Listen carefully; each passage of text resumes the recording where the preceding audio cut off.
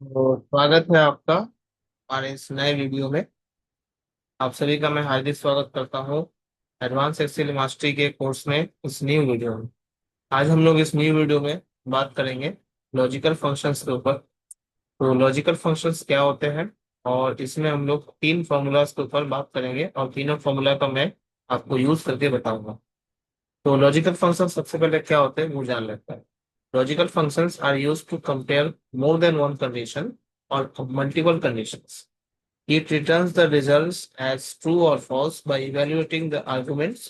These functions are used for calculating the result and help to elect any one of the given data.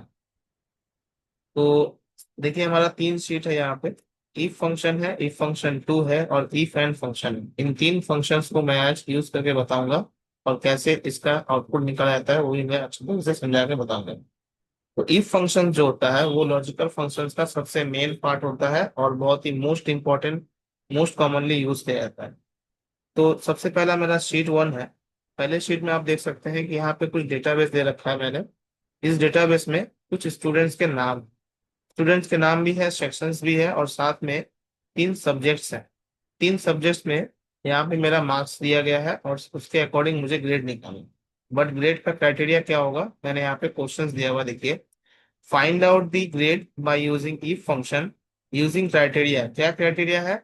अगर math plus physics plus chemistry तीनों subject का मिला करके अगर greater than 30 आता है, हर एक सब्जेक्ट में अगर ग्रेटर देन 30 आता है स्कोर, देन ए का ग्रेड होगा। अगर if any two subject combine, अगर दो सब्जेक्ट का मिला करके ग्रेटर देन 30 आता है तो बी ग्रेड होगा, अदरवाइज सी ग्रेड होगा। चलिए हम लोग फॉर्मूला यहाँ पे पुट करते हैं। तो मैं यहाँ पे सबसे पहले इक्वल्स टू पुट करूंगा। इक्वल्स टू देने के बाद इफ फंक्शन लगाऊंगा, ब्रैकेट ओपन करूंगा टू टाइम्स। उसके बाद मैं यहाँ पे सबसे पहले मेरा क्राइटेरिया क्या है, मैथ मार्क्स, तो मैंने मैथ के मार्क्स को ले लिया, प्लस किया। उसके बाद केमिस्ट्री बताया, फिजिक्स बताया गया तो मैंने फिजिक्स के मार्क्स को लिया, प्लस किया। सॉरी, यहाँ पे मैंने पहले मुझे मैथ्स लेना है, उसके बाद greater than is equal to 30 लेना है क्योंकि मेरा पहला क्राइटेरिया है। ब्रैकेट क्लोज करना है, प्लस देना है, फिर से आपको ब्रैकेट ओपन करना है। अब मुझे लेना है फिजिक्स का मार्क्स, तो मैं फिजिक्स का मार्क्स लूंगा, greater than is equal to 30। Bracket close करना है, फिर से आपको प्लस देना है, फिर ब्रैकेट ओपन करना है। मैं लूंगा यहाँ पे केमिस्ट्री का marks, greater than is equal to 30। उसके बाद ब्रैकेट क्लोज करना है आपको। क्लोज करने के बाद इक्वल टू थ्री। थ्री मैं इसलिए लिखूंगा क्योंकि यहाँ पे तीनों क्राइटेरिया मेरा फुलफिल होना चाहिए, तो मैंने थ्री लिखा, कॉमा लगा। कॉमा के बाद इसका ग्रेड क्या होना चाहिए, डबल इन्वर्टेड कॉमा में मैंने ए लिखा, ए ग्रेड होना चाहिए। फिर कॉमा लगाया, फिर से मैंने इफ लगाया, ब्रैकेट ओपन किया टू टाइम्स। फिर से मैंने सिलेक्ट मैथ्स किया, उसके बाद greater than is equal to 30 लगाया, ब्रैकेट क्लोज। फिर उसके बाद प्लस दिया, ब्रैकेट ओपन किया। फिजिक्स को लिया, greater than is equal to 30 लगाया, ब्रैकेट क्लोज किया। फिर प्लस दिया, फिर ब्रैकेट ओपन किया। फिर सिलेक्ट केमिस्ट्री मैंने किया, उसके बाद greater than is equal to 30 लगाया। अब ब्रैकेट क्लोज करके इक्वल्स टू मैं यहाँ पे टू टाइप करूंगा क्योंकि मेरा क्राइटेरिया इस बार दो होना चाहिए। अगर दो आएगा तो कॉमा लगा करके मेरा ग्रेड क्या होगा, यहाँ पे बी का ग्रेड। तो मैं बी का ग्रेड लगाता हूँ, फिर कॉमा लगा के, अदरवाइज कोई क्राइटेरिया नहीं है तो मेरा डबल कोट में मैंने सी का ग्रेड लगाया।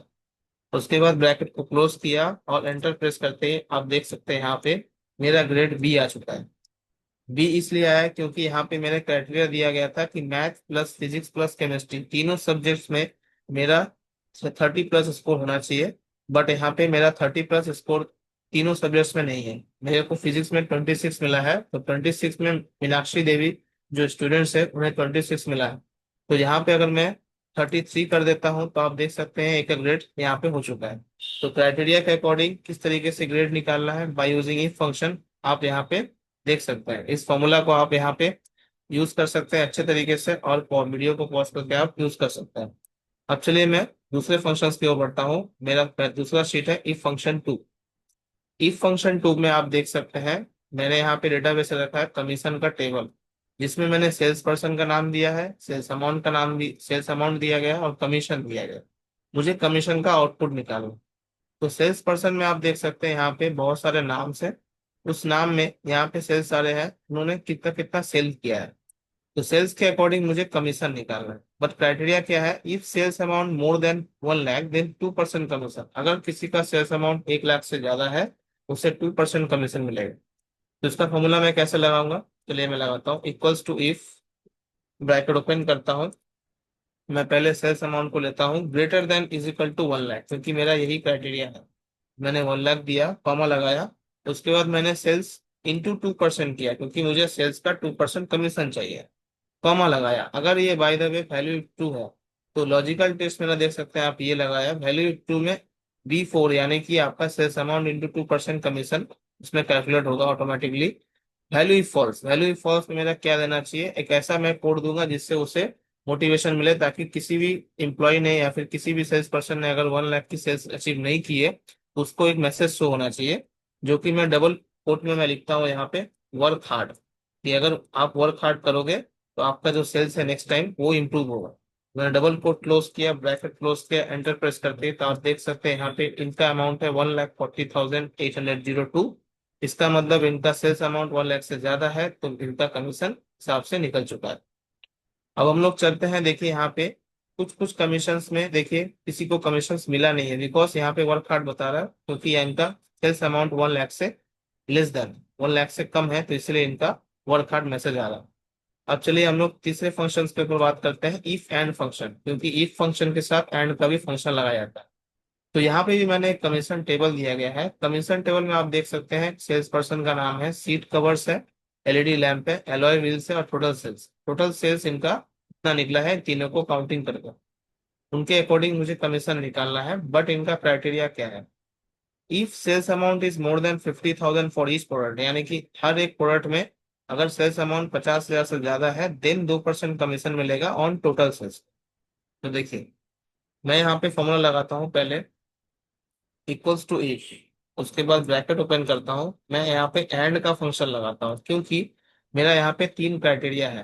क्योंकि सीट कवर है, एलईडी लैंप है, एलॉय व्हील्स है, तीन क्राइटेरिया है, यानी कि एक से ज्यादा क्राइटेरिया है, तो मेरा यहाँ पे एंड का फंक्शन लगाऊंगा। उसके बाद मैं यहाँ पे सीट कवर के वैल्यू को सिलेक्ट करूंगा, greater than is equal to 50,000, मैं कॉमा लगाऊंगा। उसके बाद एलईडी लैंप के वैल्यू को सिलेक्ट करूंगा, greater than is equal to 50,000, इसमें भी मैं सेम आउटपुट दूंगा, इनपुट दूंगा, कॉमा लगाऊंगा। उसके बाद मैं यहाँ पे एलॉय व्हील्स को सेलेक्ट करूंगा, अमाउंट को greater than is equal to 50,000, मैंने तीन क्राइटेरिया दे दिया। उसके बाद ब्रैकेट क्लोज करूंगा, कॉमा लगाऊंगा। अब वैल्यू ट्रू आता है, वैल्यू ट्रू में मैं यहाँ पे टोटल सेल्स का 2% बोला था, टोटल सेल्स इंटू 2% में कमीशन डालूंगा, यहाँ पे 2% कमीशन डालने का कॉमा लगाऊंगा।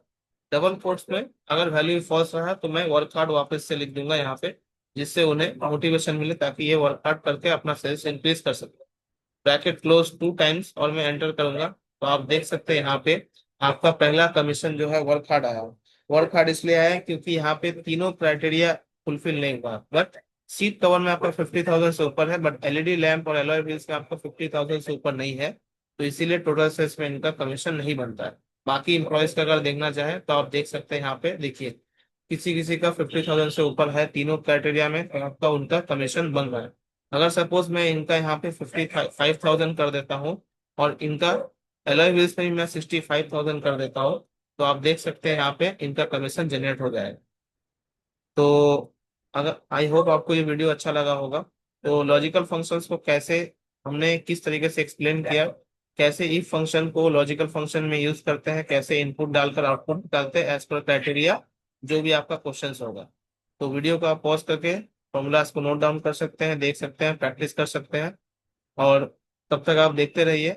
अगर आपको वीडियो अच्छा लगा हो तो लाइक शेयर सब्सक्राइब कर दीजिएगा, कमेंट करना मत भूलिएगा, क्योंकि कमेंट आपका बहुत अच्छा लगता है, कमेंट कीजिएगा। और कोई भी प्रॉब्लम हो तो आप मुझे कमेंट में शेयर कर सकते हैं, मैं उसका रिप्लाई जरूर दूंगा। तब तक के लिए देखते रहिए, take care, good bye, keep watching, stay safe, okay, good bye.